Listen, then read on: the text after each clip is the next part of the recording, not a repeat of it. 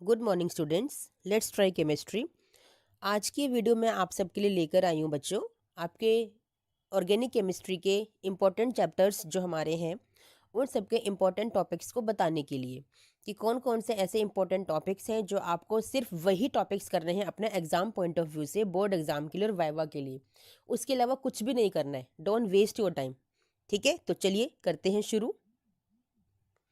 सबसे पहला टॉपिक जो आपका चैप्टर है हेलो एल्केन हेलो अरीन, उसमें सबसे इंपॉर्टेंट आपकी ये रिएक्शन है, आपकी ये वाली रिएक्शन ल्यूकास रिएजेंट की। ठीक है, ये आपको ज़रूर करनी है। इसके बाद जो नेक्स्ट इंपॉर्टेंट रिएक्शन है वो है आपकी reaction of alcohol with thionyl chloride, जिसमें से आपका 2 मार्क्स का सब्जेक्टिव क्वेश्चन भी आता है। मैंने इन सभी क्वेश्चंस पे, इन सभी टॉपिक्स पे वीडियोस बनाई हुई हैं, तो आप मेरी वीडियोस के सेक्शन में जाके उनको स्क्रॉल करके वहाँ से सर्च कर सकते हैं। नेक्स्ट इंपॉर्टेंट रिएक्शन है आपकी फ्री रेडिकल हेलोजिनेशन रिएक्शन, जो कि आप एल्केन के कराते हैं किसी भी हेलोजन और यूवी लाइट की प्रेजेंस में। नेक्स्ट रिएक्शन है आपकी Markovnikov and anti Markovnikov addition. Very important reaction, यहाँ से आपको 1 मार्क का क्वेश्चन देखने के लिए एब्सोल्युटली मिलेगा ही मिलेगा। नेक्स्ट रिएक्शन है आपकी टॉल्विन की। डार्क में रिएक्शन कराने की रिएक्शन होती है ये हेलोजन के साथ, जिसमें आपको ऑर्थो एंड पैरा प्रोडक्ट्स का फॉर्मेशन मिलता है। ये वाली रिएक्शन आपको कन्वर्जन में यूज़ होगी। कन्वर्जन में इस रिएक्शन का यूज़ आप ज़रूर देखेंगे। यहाँ से इस क्वेश्चन के आने के चांसेस हैं आपके बोर्ड एग्जाम में। नेक्स्ट इंपॉर्टेंट रिएक्शन है आपकी Sandmeyer reaction. Very very important reaction, क्योंकि ये रिएक्शन आपके चैप्टर अमाइन में भी है, तो इसीलिए ये रिएक्शन बहुत इंपॉर्टेंट हो जाती है, जिसमें आप एनिलीन को रिएक्ट कराते हैं sodium nitrite and halogen halide की प्रेजेंस में और फॉर्म करते हैं बेंजीन डाइअजोनियम हलाइड। फिर रिएक्शन कराते हैं इसकी क्यूप्रस हलाइड के साथ और आप हेलो अरीन का फॉर्मेशन करते हैं। Very important reaction. 1 मार्क का सब्जेक्टिव क्वेश्चन आपका यहाँ से बनता है। ठीक है, जो कि पूछा जाता है आपका बॉइलिंग पॉइंट का ऑर्डर के लिए। ठीक है, आपको सरफेस एरिया के बेस पे और मोलिकुलर मास के बेस पे आपको इंक्रीजिंग और डिक्रीजिंग ऑर्डर में अरेंज करना होता है अपने एक मॉलिक्यूल्स को। ठीक है, सरफेस एरिया जितना ज़्यादा होगा उतना ही उसका मॉलिकुलर उतना ही ज़्यादा उसका बॉइलिंग पॉइंट ज़्यादा होगा। ठीक है, सरफेस एरिया कम कर दोगे तो बॉइलिंग पॉइंट कम हो जाएगा। मॉलिकुलर मास ज़्यादा होगा तो तब भी आपका बॉइलिंग पॉइंट ज़्यादा होगा। इसके बाद वेरी इंपॉर्टेंट क्वेश्चन है इस चैप्टर में से आपका SN1 एंड SN2 से, जहाँ से कि आपको ऑर्डर पूछा जाता है। SN1 के लिए ऑर्डर आपको पता है, that is primary, secondary and टर्जरी। And SN2 के लिए आपको, सॉरी रिवर्स कर दिया, SN1 के लिए ऑर्डर है आपका टर्जरी, सेकेंडरी एंड प्राइमरी, और SN2 के लिए ऑर्डर है primary, secondary and टर्जरी। Very important question. यहाँ से आपका एक क्वेश्चन कायरलिटी के ऊपर भी आता है कि कायरल कार्बन किसे कहते हैं। कायरल कार्बन वो कार्बन होता है जिसकी चारों ही वैलेंसीज डिफरेंट होती हैं। Okay, very important question. 1 mark का क्वेश्चन आपका यहाँ से आता है एम्बिडेंट न्यूक्लियोफाइल। साथ में एग्जाम्पल के साथ आपको एक्सप्लेन करना होता है। एम्बिडेंट न्यूक्लियोफाइल्स कौन से होते हैं, जहाँ पे आपके 2 न्यूक्लियोफिलिक सेंटर्स पाए जाते हैं, लाइक योर साइनाइड, जहाँ पे कार्बन भी रिएक्ट करने के लिए जाता है और नाइट्रोजन भी रिएक्ट करने के लिए जाता है, depending upon the attacking site कि कहाँ पे जाना है। ठीक है, सिमिलरली आपका नाइट्रो भी होता है। ठीक है, जहाँ पे नाइट्रोजन भी रिएक्शन करता है और ऑक्सीजन भी रिएक्शन करता है, तो इस तरह के मॉलिक्यूल्स को बोलते हैं एम्बिडेंट न्यूक्लियोफाइल्स, क्योंकि नेगेटिवली चार्ज्ड स्पीशी होती हैं तो इसलिए न्यूक्लियोफाइल्स होते हैं। Okay, very important topic. Next important question है यहाँ से आपका एलिमिनेशन रिएक्शन, जो कि आप करते हैं अल्कोहलिक पोटेशियम हाइड्रोक्साइड की प्रेजेंस में। ठीक है, जहाँ पे आपको एल्कीन का फॉर्मेशन मिलता है और -HX होता है आपके यहाँ हेलो एल्केन में से। वेरी इंपॉर्टेंट क्वेश्चन, कन्वर्जन में यूज होता ही होता है। देन एक क्वेश्चन आपका यहाँ से बनता है reaction of Grignard reagent. Very important. यहाँ से तो आपके चैप्टर, जितने भी चैप्टर्स हैं, एल्डिहाइड, कीटोन, अल्कोहल्स, अमाइंस, सभी के लिए ये क्वेश्चन यहाँ से बनता ही बनता है। और एक 2 मार्क्स का सब्जेक्टिव क्वेश्चन बनता है कि एनहाइड्रस कंडीशन में ही हम क्यों मैग्नीशियम की या मेटल्स की रिएक्शन कराते हैं। तो इसका आंसर होता है बच्चा कि हमें, अगर हम एनहाइड्रस कंडीशन में रिएक्शन नहीं कराएंगे तो एटमॉस्फेयर में जो, या आपके मॉलिक्यूल्स में, सोल्यूशन में जो मॉइस्चर होता है उससे रिएक्शन करता है आपका मेटल और आपका फॉर्मेशन करता है आपका एल्केन का, जो कि हमारे लिए डिजायर्ड प्रोडक्ट नहीं है। इसीलिए वो अवॉइड करने के लिए हम लोग एनहाइड्रस कंडीशन में रिएक्शन कराते हैं, यानी कि ड्राई ईथर की प्रेजेंस में रिएक्शन कराते हैं। ठीक है, बहुत इंपॉर्टेंट क्वेश्चन है बेटा। इसके बाद यहाँ से 2 मार्क्स में क्वेश्चन, एक सब्जेक्टिव क्वेश्चन यहाँ से आपका बनता है कि जो हेलो अरीन्स होते हैं वो आपके न्यूक्लियोफिलिक रिएक्शंस क्यों नहीं दिखाते, न्यूक्लियोफिलिक सब्स्टिट्यूशन रिएक्शंस क्यों नहीं दिखाते? तो क्यों नहीं दिखाते? क्योंकि पार्शियल डबल बॉन्ड करैक्टर को शो करते हैं, that's why. sp2 hybridised carbon है, दैट्स वाई। बॉन्ड लेंथ छोटी हो जाती है, दैट्स वाई। आपका न्यूक्लियोफाइल अटैक नहीं कर पाता है, that's why. Okay, next question आपका यहाँ से इंपॉर्टेंट है, डाउस प्रोसेस, जो मैंने बताया कि hello arrange nucleophilic substitution reaction नहीं दिखाते, इवन दो हम करवाते हैं, कब? In the presence of high temperature and high pressure, ठीक है, और किसी भी इलेक्ट्रॉन विड्रॉइंग ग्रुप की प्रेजेंस में हम लोग करवाते हैं, इंड्यूस करते हैं हम लोग, ठीक है। वेरी इंपॉर्टेंट क्वेश्चन, और ये सारे क्वेश्चंस मैंने एक्सप्लेन किए हुए हैं अपनी डिफरेंट डिफरेंट वीडियोज़ में। आप मेरे चैनल को सर्च कीजिए, सब्सक्राइब कीजिए और वहाँ से उनको सर्च कर लीजिए। इसके बाद क्वेश्चन आपका यहाँ से बनता है इलेक्ट्रोफिलिक सब्स्टिट्यूशन रिएक्शन का। ये आपकी सारी रिएक्शंस कन्वर्जन में यूज़ होती हैं। हेलोजिनेशन करवाएंगे हेलोरिन का, तो ऑर्थो पैरा आपका बनता है, ऑर्थो पैरा आपका मेजर होता है। नाइट्रेशन करवाएंगे तो आपका ऑर्थो पैरा बनता है, ठीक है, पैरा आपका मेजर होता है। सल्फोनेशन कराएंगे तो भी आपका ऑर्थो पैरा बनता है और पैरा आपका मेजर होता है। और पैरा मेजर क्यों होता है, यहाँ से 2 मार्क्स का सब्जेक्टिव क्वेश्चन आता है, due to symmetry and due to intermolecular hydrogen bonding, ठीक है। यहाँ से एक क्वेश्चन और आता है कि which one is steam volatile, तो ortho is the steam volatile, क्योंकि इसका बॉइलिंग पॉइंट लेस होता है due to intramolecular hydrogen bonding. Okay, which one has higher boiling point, तो इंटरमोलिकुलर हाइड्रोजन बॉन्डिंग की वजह से पैरा का ज्यादा बॉइलिंग पॉइंट होता है। तो यहाँ से इस तरह से डिफरेंट डिफरेंट तरह तरह के सब्जेक्टिव क्वेश्चंस बनते हैं बच्चा। नेक्स्ट वेरी इंपॉर्टेंट क्वेश्चन है फ्रिडल क्राफ्ट रिएक्शन, ठीक है। असाइलेशन करवाते हैं ऑर्थो पैरा, अल्काइलेशन कराते हैं, अल्काइलेशन कराते हैं ऑर्थो पैरा, असाइलेशन कराते हैं ऑर्थो पैरा, ठीक है। वेरी इंपॉर्टेंट, हर चैप्टर में आपको ये वाली रिएक्शन मिली जाएगी। इसके बाद है Wurtz reaction, Fittig reaction, Wurtz Fittig reaction. ये रिएक्शंस कन्वर्जन में यूज होती हैं, ठीक है। वहाँ पे आपको सिंगल ये एरोमेटिक रिंग को डबल नंबर में करना होता है, ठीक है ना, ये डबल में डायफिनल में करना होता है, या फिर आपको ये हेलो अरीन से आपको टोल्विन बनाना होता है, ठीक है, या फिर आपको एक नंबर ऑफ कार्बन को double number of carbon chain में कन्वर्ट करना होता है। तो कन्वर्जन में ये तीनों रिएक्शंस यूज होंगी ही होंगी।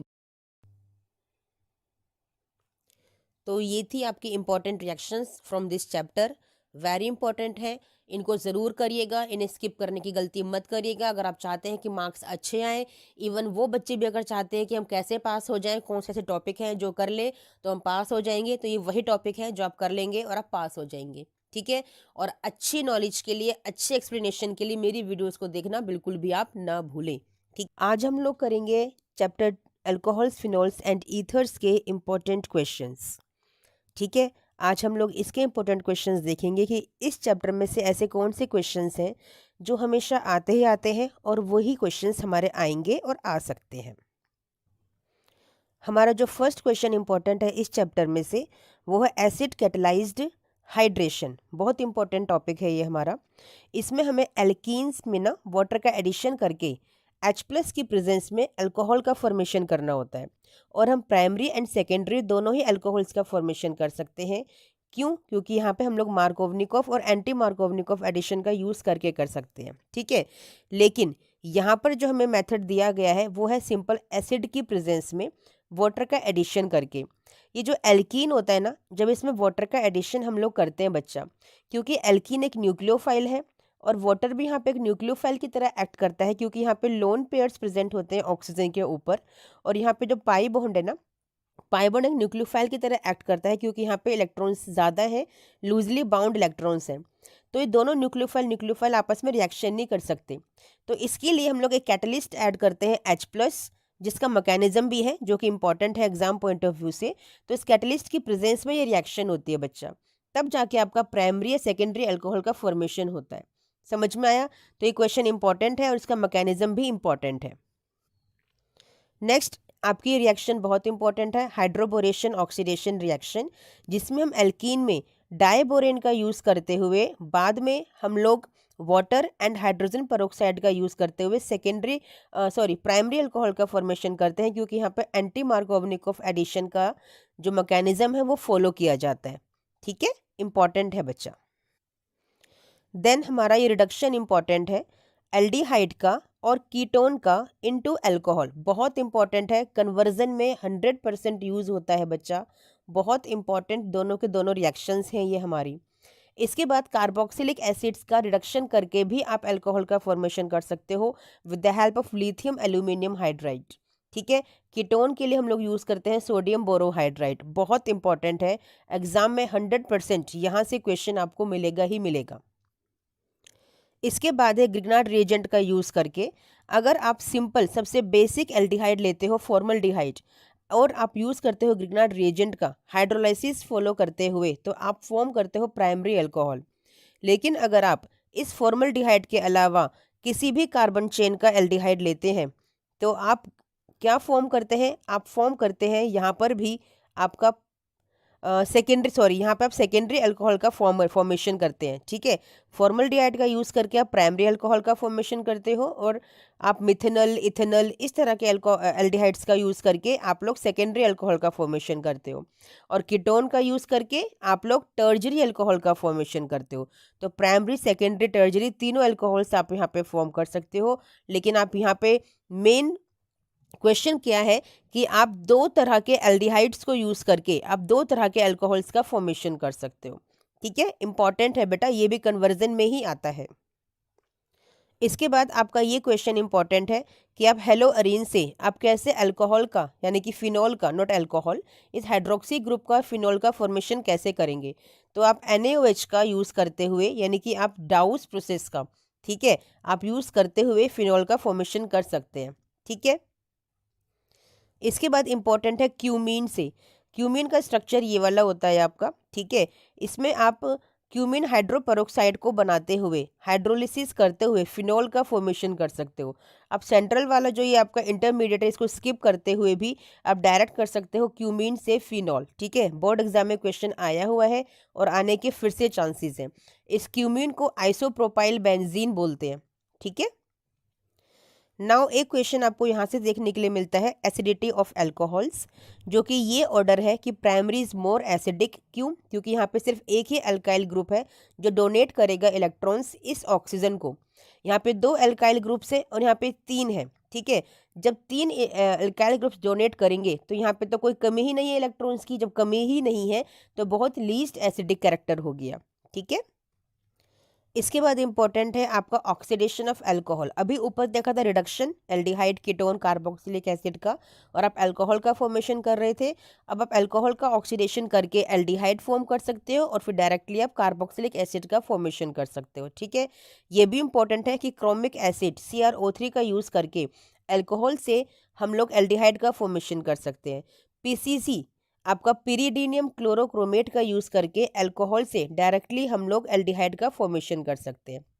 ठीक है, जो कि आप प्राइमरी अल्कोहल्स हैं। ठीक है, लेकिन अगर आप सेकेंडरी अल्कोहल लोगे तो क्रोमिक एसिड का यूज़ करते हुए हम लोग उसे कीटोन में कन्वर्ट कर सकते हैं। ठीक है, प्राइमरी अल्कोहल को एल्डिहाइड में कन्वर्ट कर सकते हैं और सेकेंडरी अल्कोहल को कीटोन में कन्वर्ट कर सकते हैं। इंपॉर्टेंट है, आपके कन्वर्जन में बहुत यूज़ होती हैं ये वाली रिएक्शंस।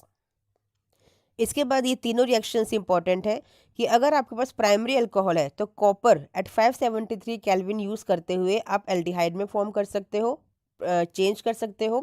सेकेंडरी अल्कोहल को आप कीटोन में कन्वर्ट कर सकते हो। लेकिन अगर आपको टर्जरी अल्कोहल है और आप ये वाला रिएजेंट ले रहे हो तो आप एल्कीन बना सकते हो। आप एक्सपेक्ट मत कीजिए कि टर्जरी से आप कार्बोक्सिलिक एसिड बना लोगे। No, you can form only alkene. Important है ये वाला क्योंकि एक्सेप्शनल केस है। मैं आपको सिर्फ वही टॉपिक्स बता रही हूँ बेटा जो बहुत इंपॉर्टेंट है, बहुत ही ज़्यादा इंपॉर्टेंट है आपके एग्जाम पॉइंट ऑफ व्यू से। जैसे कि फिनोल का जब नाइट्रेशन करते हैं तो आप ऑर्थो और पैरा प्रोडक्ट्स बना सकते हो। आपको पता है para is the major one. Okay, लेकिन अगर आप कॉन्सेंट्रेट नाइट्रिक एसिड लेते हैं तो आप बना सकते हो 2,4,6 ट्राई नाइट्रोफिनॉल। पिक्रिक एसिड, यानी कि अगर आपने कॉन्सेंट्रेट नाइट्रिक एसिड लिया है तो आपका 2, 4 और 2, 4 और ये 6 पोजीशन पे आपके नाइट्रो ग्रुप लग जाएंगे, यानी कि तीनों की तीनों नाइट्रो आपके ऑर्थो और पैरा पे लग जाएंगे। ठीक है, इंपॉर्टेंट है एग्जाम पॉइंट ऑफ व्यू से क्योंकि कन्वर्जन आती है यहाँ से बच्चा। डाइल्यूट यूज करोगे तो ऑर्थो और पैरा बनेगा खाली, कॉन्सेंट्रेट यूज करोगे तो एक ही मॉलिक्यूल पे ऑर्थो, दोनों ऑर्थो और पैरा पे आपका नाइट्रो ग्रुप लग जाएगा, क्योंकि आपने कॉन्सेंट्रेटेड एसिड जो लिया है वो एक्सेस में लिया है। ठीक है ना। सिमिलरली हेलोजिनेशन है, अगर आप सिंपल ब्रोमीन ले रहे हो कार्बन डाइसल्फाइड में तो ऑर्थो और पैरा बनेगा, लेकिन जहां आपने एक्सेस में ब्रोमीन ले लिया तो आपके 2, 4, 6 पोजीशन पे आपका ब्रोमीन लग जाएगा। ये भी इंपॉर्टेंट है फॉर कन्वर्जन्स। ये दोनों रिएक्शंस तो इतनी इंपॉर्टेंट है कि इनको स्किप करने की तो कोशिश ही मत कीजिएगा। Kolbe reaction and rammer टाइमन reaction. Kolbe में आप सैलिसाइलिक एसिड का फॉर्मेशन करते हो और रैमर टाइमन में आप सैलिसिल एल्डिहाइड का फॉर्मेशन करते हो। बहुत इंपॉर्टेंट है। ये क्वेश्चन भी एग्जाम में कई बार आया हुआ है कि फिनोल से बेंजीन कैसे बनाओगे, जिंक डस्ट का यूज करके। फिनोल से आप बेंजोक्विनोन कैसे बनाओगे, सोडियम डाइक्रोमेट का यूज करके। Very important. This question is very important, Williamson synthesis reaction, कि हमारे पास यहाँ पे प्राइमरी अल्कोहल ही प्राइमरी अल्काइल हैलाइड ही होना चाहिए। सोडियम एल्कोक्साइड के साथ मिलाकर हम ईथर का फॉर्मेशन कर सकते हैं। क्यों क्यों प्राइमरी अल्काइल हैलाइड होना चाहिए? क्योंकि ये रिएक्शन जो होती है वो SN2 मैकेनिज्म से फॉलो होती है। अगर सेकेंडरी या टर्जरी लोगे तो एलिमिनेशन या फिर आपका SN1 होने के चांसेस होते हैं और आपका एल्कीन फॉर्म होने के चांसेस होते हैं। That's why. Okay, this is important कि एनिसोल मिथॉक्सी बेंजीन का जब आप हेलोजिनेशन करेंगे तो ऑर्थो और पैरा पे आपको प्रोडक्ट्स मिलेंगे। ठीक है। सिमिलरली आपका फ्रिडल क्राफ्ट अल्काइलेशन शो करते हैं कौन? आपके एनिसोल। ठीक है, यानी कि आपके ईथर्स ऑर्थो और पैरा प्रोडक्ट्स बनाते हैं। एसाइलेशन भी शो करते हैं in presence of anhydrous aluminium trichloride, आपका ऑर्थो एंड पैरा प्रोडक्ट्स बनाते हैं। नाइट्रेशन शो करते हैं, क्यों? क्योंकि जब इलेक्ट्रोफिलिक सब्स्टिट्यूशन रिएक्शन शो कर रहे हैं तो ऑब्वियसली हैलोजिनेशन, नाइट्रेशन, सल्फोनेशन को शो करेंगे, ऑर्थो एंड पैरा पे आपके प्रोडक्ट्स का फॉर्म करेंगे। तो ये थे इंपॉर्टेंट क्वेश्चंस। ठीक है, कितनी जल्दी ये चैप्टर आपका कवर हो सकता है बच्चा? ओनली 8 मिनट्स में मैंने आपको सारे इंपॉर्टेंट टॉपिक्स बता दिए, वो भी समझाकर मैंने आपको बताए हैं। इन टॉपिक्स को कवर अप कर लीजिए, आपका 100% चैप्टर रेडी है और 100% आप मार्क कर सकते हो। क्वेश्चंस को आप 100% स्कोर कर सकते हो बेटा, 100% स्कोर मार्क्स आप लेके आ सकते हो इन क्वेश्चंस को कंप्लीट करके। ठीक है, चैप्टर 8 ऑर्गेनिक केमिस्ट्री का जो चैप्टर नंबर 3 है और वैसे आपका चैप्टर नंबर 8 है, उसके मैं इंपॉर्टेंट क्वेश्चंस आपको बताने वाली हूँ जो बोर्ड एग्जाम के लिए बहुत इंपॉर्टेंट है। Chapter aldehydes, ketones and carboxylic acids के चैप्टर में से। ठीक है, ये सभी मेन इंपॉर्टेंट क्वेश्चंस अगर आप कर लेते हैं तो आपको कुछ और करने की ज़रूरत नहीं है बच्चा। ठीक है, ये इतने इंपॉर्टेंट क्वेश्चंस है जो मैं आपको बताने जा रही हूँ, क्योंकि इससे बाहर एक भी सिंगल क्वेश्चन नहीं आता कहीं से भी। ठीक है, चलिए तो स्टार्ट करते हैं अपनी वीडियो को। फर्स्ट क्वेश्चन जो आपका इस चैप्टर से बनता है वो है ऑक्सीडेशन ऑफ अल्कोहल्स, जिससे आप एल्डिहाइड और कीटोन का प्रिपरेशन करते हो। ठीक है, प्राइमरी अल्कोहल से एल्डिहाइड का प्रिपरेशन होता है और सेकेंडरी अल्कोहल से कीटोन का प्रिपरेशन होता है। ठीक है, नेक्स्ट मेथड है आपका डिहाइड्रोजिनेशन ऑफ अल्कोहल्स। अल्कोहल का जब डिहाइड्रोजिनेशन करते हो, डिहाइड्रोजिनेशन मतलब हाइड्रोजन का रिमूवल जब आप करते हो तो वहां से आपका एल्डिहाइड और कीटोन का फॉर्मेशन होता है। ठीक है, नेक्स्ट है आपका रोजमन रिडक्शन, वेरी इंपॉर्टेंट रिएक्शन, जिसमें आप बेंजोइल क्लोराइड की रिएक्शन कराते हो हाइड्रोजन पैलेडियम बेरियम सल्फेट की प्रेजेंस में और बेंजल डिहाइड का फॉर्मेशन होता है। मल्टीपल टाइम से रिएक्शन एग्जाम में आई हुई है बच्चा। देन सिमिलरली आपके स्टीफन रिएक्शन है जो मल्टीपल टाइम्स आई हुई है और फिर से आ सकती है, जिसमें अल्काइल साइनाइड जिसे नाइट्राइल भी बोलते हैं उसकी रिएक्शन कराते हैं स्टीफन रिएजेंट से, जो है स्टेनस डाइक्लोराइड विद HCl, आपको इमाइन बना के देता है और हाइड्रोलिसिस करने पे आपको एल्डिहाइड का फॉर्मेशन करके देता है। ठीक है, इसके बाद एक डायरेक्ट कन्वर्जन भी आपको आती है विदाउट यूजिंग स्टीफन रिएजेंट और स्टीफन रिएक्शन, वो है आपका यूज ऑफ डिबाल H। ठीक है, यानी कि डाई आइसोब्यूटाइल एल्यूमिनियम हाइड्राइड, जो आपके अल्काइल नाइट्राइल यानी कि साइनाइड को डायरेक्ट कन्वर्ट करता है एल्डिहाइड में। ओके, नेक्स्ट है Etard reaction, again very important, जिसमें आपको एक क्रोमियम कॉम्प्लेक्स को लर्न करने की जरूरत बिल्कुल भी नहीं है, डोंट वेस्ट योर टाइम। टॉल्विन को chromyl chloride with carbon disulphide की प्रेजेंस में एनहाइड्रोलिसिस करके हम डायरेक्टली कन्वर्ट कर सकते हैं बेंजल्डिहाइड में। ओके, इसके बाद है आपका टोल्विन से बेंजल्डिहाइड का फॉर्मेशन करना। अभी आपने ऊपर भी प्रिपेयर किया था। ठीक है, यहाँ पे क्लोरिनेशन यानी कि लाइट की प्रेजेंस में आप बेंजल क्लोराइड का फॉर्मेशन करते हो, फिर हाइड्रोलिसिस करके बेंजल्डिहाइड का फॉर्मेशन करते हो। ये रिएक्शन इसलिए इंपॉर्टेंट है, कन्वर्जन में आपकी ये वाला स्टेप बहुत यूज होता है। ठीक है, इसलिए this is very important reaction.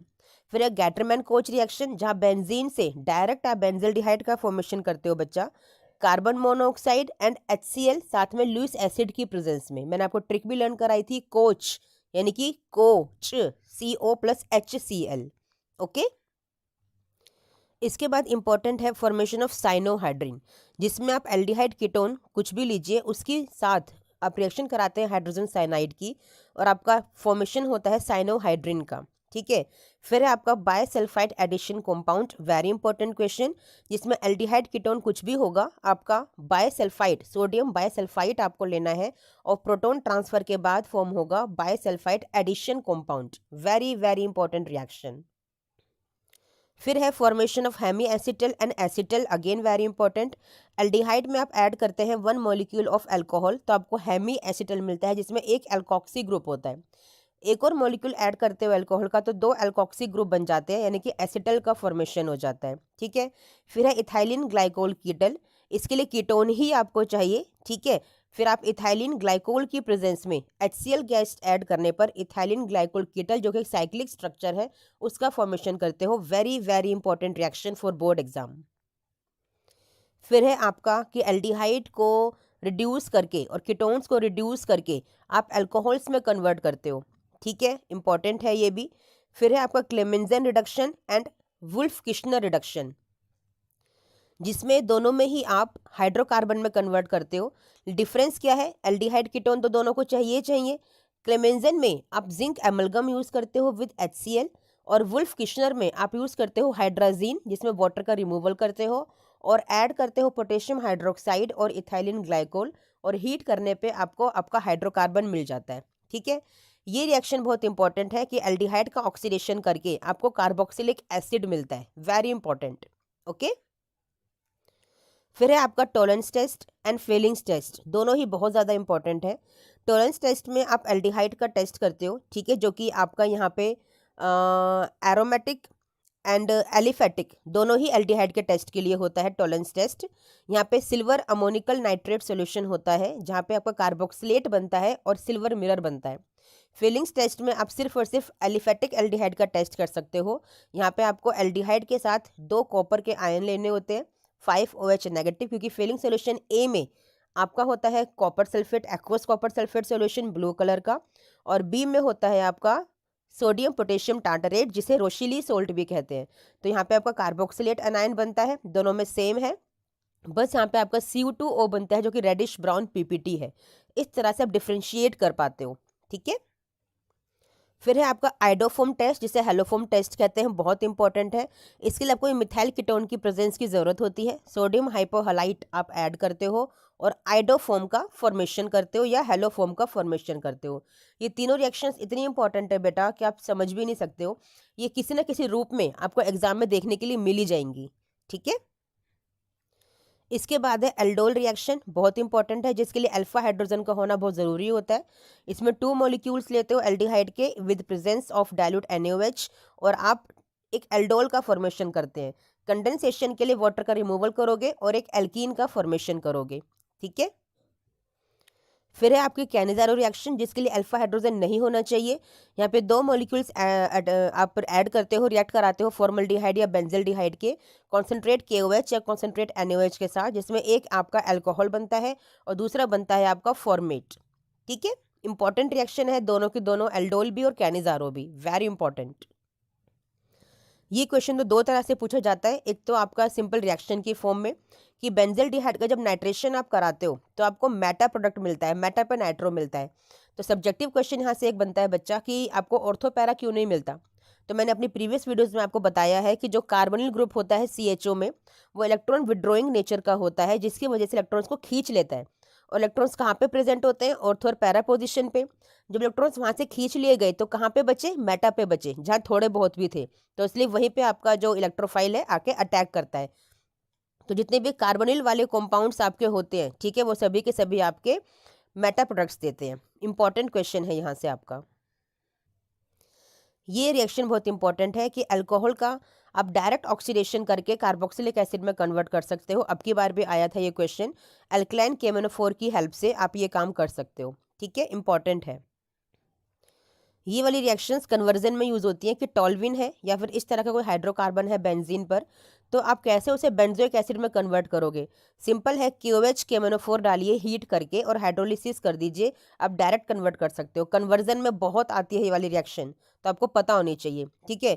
Similarly conversion में ये भी यूज़ होती है कि नाइट्राइल का आप एल्कलाइन या बेसिक मीडियम में रिएक्शन कराओगे तो आपका अमाइड बनेगा, फिर अमाइड में फिर एल्कलाइन या बेसिक मीडियम आप दोगे हीट करके तो आपका कार्बोक्सिलिक एसिड का फॉर्मेशन हो जाएगा। वेरी वेरी इंपॉर्टेंट, ये रिएक्शन भी बहुत यूज़ होती है कन्वर्जन में बच्चा। तो जो भी मैं आपको बता रही हूँ ये सारी रिएक्शंस को 10-10 बार प्रैक्टिस कर लो, मेरी वीडियोस से कई बार गो थ्रू हो जाओ, कई बार देख लो ताकि आपको ये सारे क्वेश्चंस लर्न हो जाए बाय हार्ट। बार बार लिख लिख के प्रैक्टिस कीजिए बच्चा, ठीक है, क्योंकि क्वेश्चंस यहाँ से बाहर बिल्कुल भी नहीं आता, नहीं आएगा। ये रिएक्शन काफ़ी इंपॉर्टेंट है कि ग्रिग्नार्ड रिएजेंट की जब CO2 से रिएक्शन कराते हो ड्राई ईथर की प्रेजेंस में तो आपको कार्बोक्सिलिक एसिड मिलता है, ठीक है। पूरा मैकेनिज्म मैंने करवाया है अपनी प्रीवियस वीडियोस में, आप वहाँ पे जाकर देख सकते हैं। फिजिकल प्रॉपर्टी में आपका एसिडिटी का ऑर्डर बहुत इंपॉर्टेंट है, क्योंकि जितना ज़्यादा इलेक्ट्रोनेगेटिव होगा वो उतना इलेक्ट्रॉन्स को खींचेगा तो ज़्यादा एसिडिक बनाता है ग्रुप को। तो इसमें इंक्रीजिंग या डिक्रीजिंग ऑर्डर में अरेंज करने के लिए आपको एक क्वेश्चन एग्जाम में ज़रूर आएगा, ठीक है। यहाँ से क्वेश्चन आता है आपको कि आपके पास कार्बोक्सिलिक एसिड है और PCl5 PCl3 या SOCl2 है तो क्या बनेगा? ऑब्वियसली COCl, आपका असाइल ग्रुप में फॉर्मेशन हो जाएगा, ठीक है।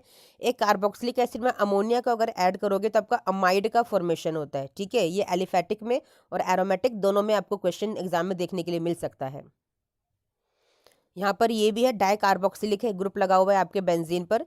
तो आप इतना सब कुछ ना करके आप क्या करोगे, सिंपल आप अमोनिया को ऐड करो, हीट करो स्ट्रॉन्ग, और आपका थैल इमाइड का फॉर्मेशन हो जाएगा, ठीक है। इंपॉर्टेंट है ये भी इंपॉर्टेंट है। कार्बोक्सिलिक एसिड का जब रिडक्शन करते हो स्ट्रॉन्ग रिड्यूसिंग एजेंट की प्रेजेंस में लिथियम एल्यूमिनियम हाइड्राइड तो आपको अल्कोहल मिल जाता है, ठीक है।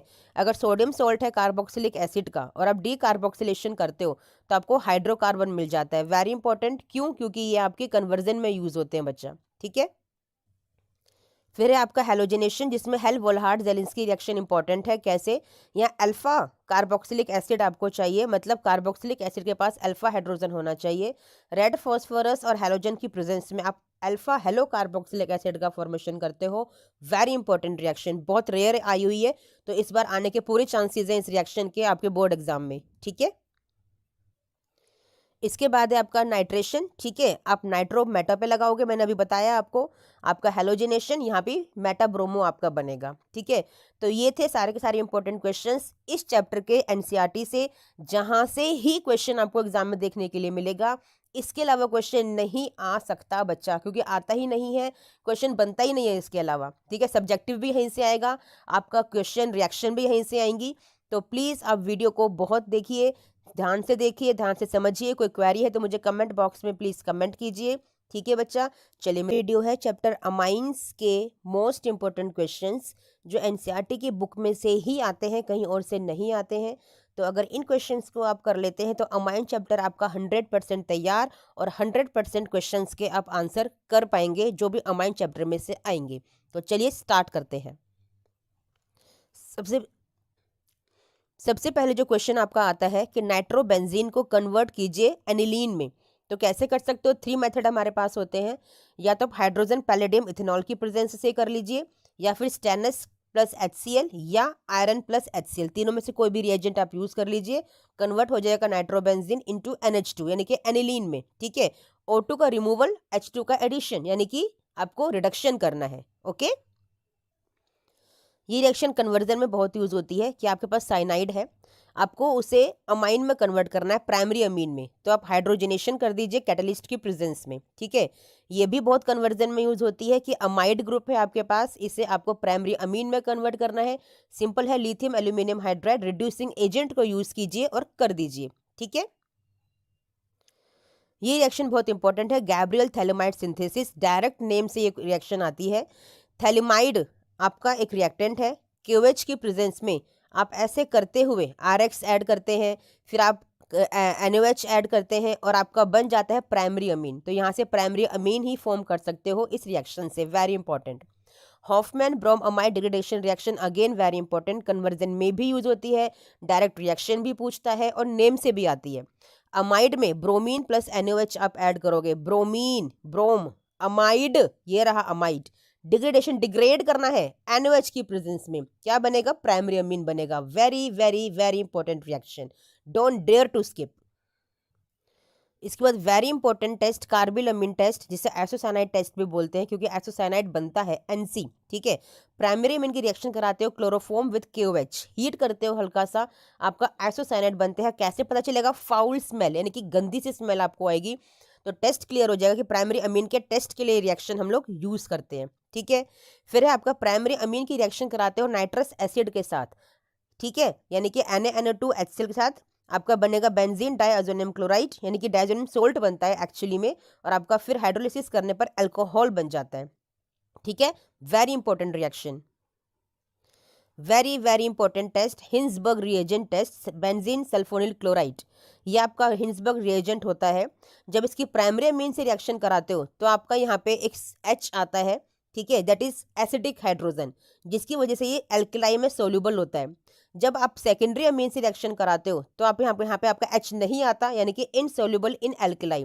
और जब टर्जरी अमीन से रिएक्शन कराते हो तो यहाँ पर कोई भी H होता ही नहीं है, तो ये रिएक्शन होती ही नहीं है।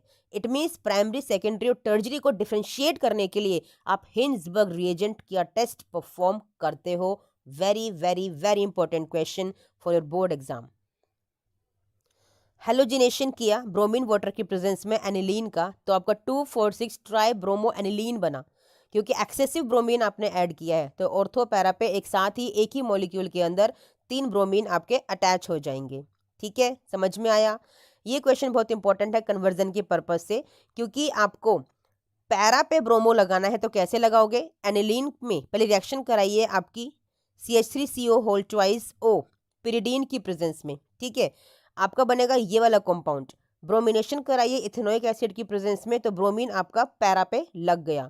फिर एल्कलाइन या एसिडिक मीडियम ले लीजिए, तो यहाँ पे आपका NH2 ग्रुप लग जाएगा। वेरी इंपॉर्टेंट रिएक्शन, डायरेक्ट भी पूछ लेता है, तो इसको जरूर करिएगा practice.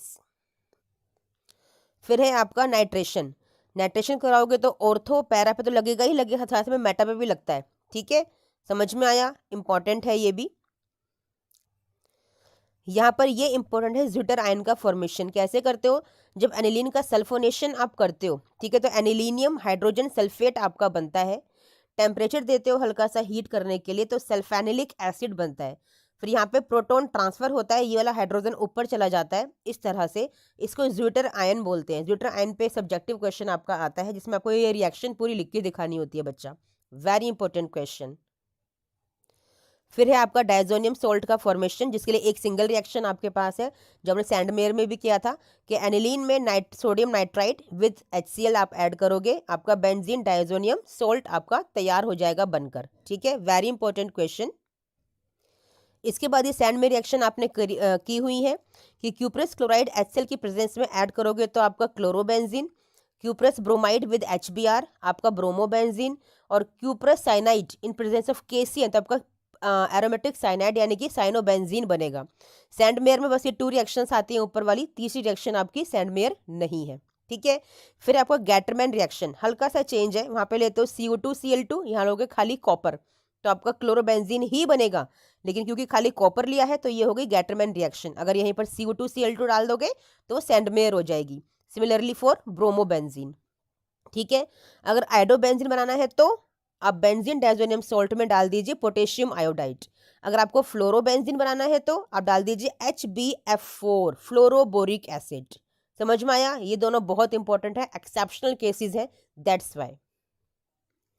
Last 2 reactions of this chapter and very important reactions, formation of azo dye, orange dye and yellow dye. Benzene diazonium chloride की रिएक्शन कराओगे फिनोल से तो बनेगा ऑरेंज कलर का डाई, अगर रिएक्शन कराओगे एनिलीन से तो बनेगा येलो कलर का dye. Very important coupling reaction इसको बोला जाता है, ठीक है, बहुत इंपॉर्टेंट रिएक्शन है, एग्जाम में आने के पूरे पूरे चांसेस हैं।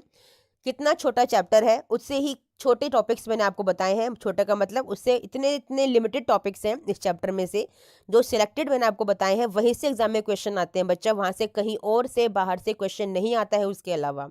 तो प्लीज़ मेरी वीडियो को अच्छे से सुनिए, समझिए, पढ़िए, लिखिए और टॉप कीजिए, ठीक है। चैप्टर बायोमोलिक्यूल्स के इंपॉर्टेंट क्वेश्चंस, ठीक है, इस चैप्टर में से कौन कौन से इंपॉर्टेंट क्वेश्चंस हैं जो आपको एग्जाम में पूछे जा सकते हैं और हर बार पूछे जाते रहे हैं, हम उन टॉपिक्स को यहाँ पे कवर करने वाले हैं। ठीक है बच्चा, आपका एक क्वेश्चन यहाँ से बनता है क्लासिफिकेशन ऑफ कार्बोहाइड्रेट्स। ठीक है, इनके एग्जाम्पल्स और डेफिनेशन आपसे पूछ सकते हैं। मोनोसेकेराइड्स, जिनमें आपकी सिंपलर यूनिट होती है, किसी भी एक पर्टिकुलर यूनिट, जो मोनोसेकेराइड की यूनिट बनती है ना, वो इसमें एक यूनिट होती है। ठीक है, ग्लूकोज, फ्रक्टोज और राइबोज इसके एग्जाम्पल्स हैं। फिर होते हैं सेकंड आपके ओलिगोसेकेराइड्स। ठीक है, जहाँ पे 2 से लेकर 10 तक की मोनोसेकेराइड यूनिट्स अटैच्ड होती हैं।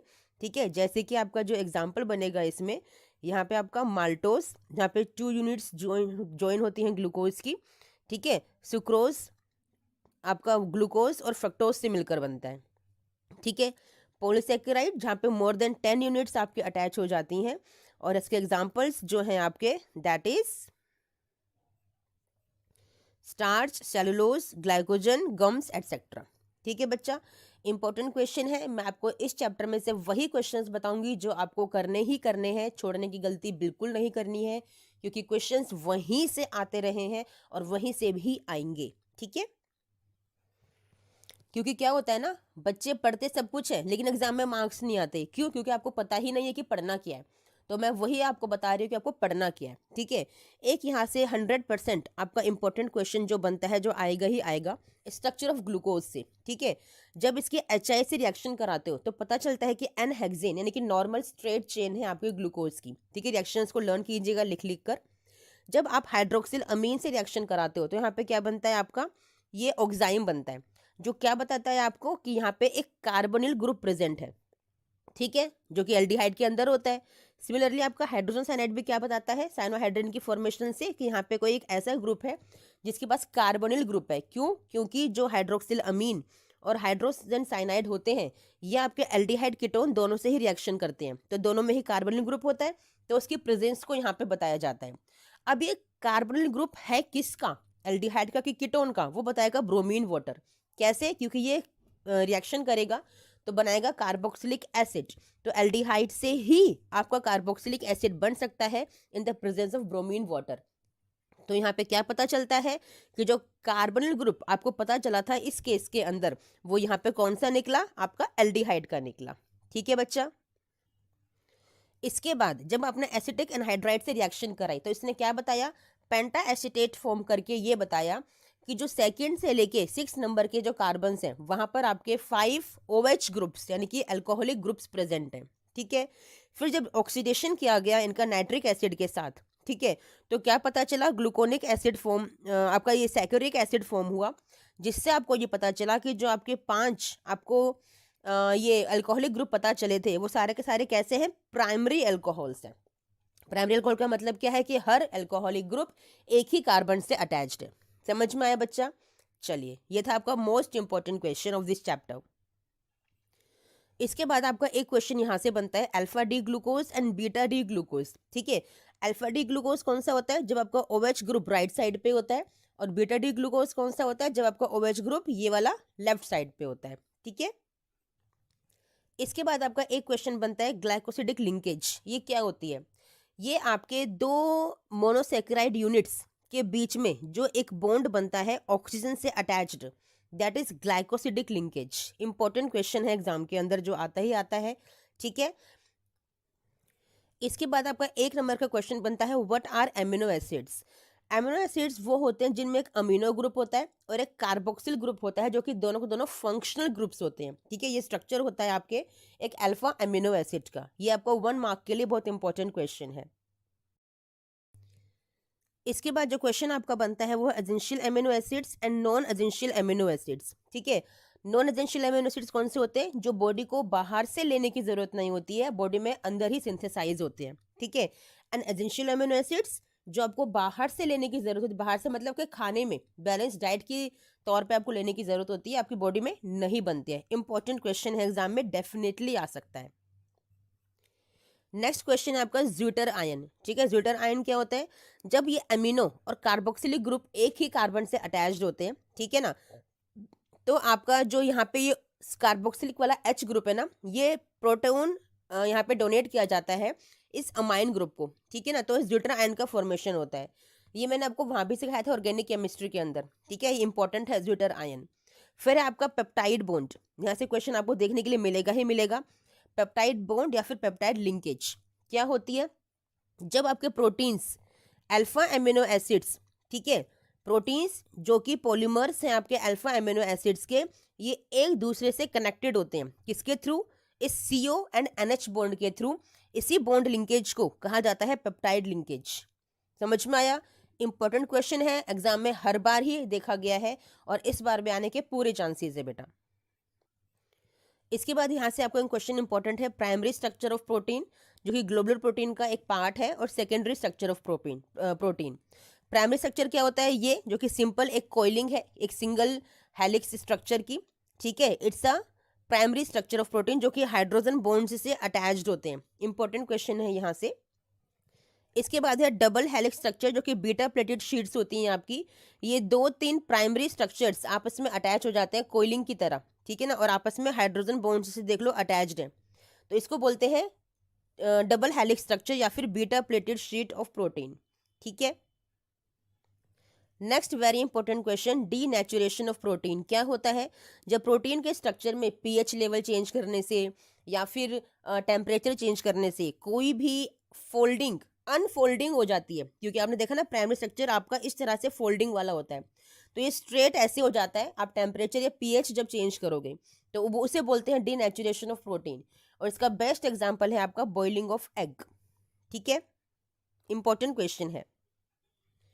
इसके बाद 1 मार्क में क्वेश्चन आता है, व्हाट आर एंजाइम्स? एंजाइम्स आपके बायो कैटलिस्ट होते हैं बेटा, ठीक है। Bio catalyst means biologically as a catalyst जो वर्क करते हैं, दोज आर एंजाइम्स, ठीक है। फिर आपका 2 मार्क्स में क्वेश्चन ये बनता है, फैट सोल्युबल विटामिन कौन से होते हैं? जो कि आपके ADEK होते हैं।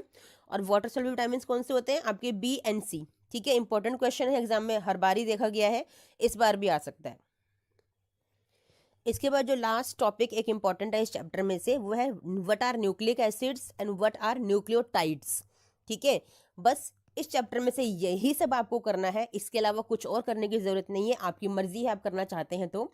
लेकिन बायो का पार्ट जो है वो आपको मोस्टली स्किप करना है, केमिस्ट्री के पार्ट पे फोकस करना है खाली इस चैप्टर में से, क्योंकि वही आपके केमिस्ट्री के एग्जाम में, बोर्ड एग्जाम में आपको देखने के लिए मिलता है, ठीक है।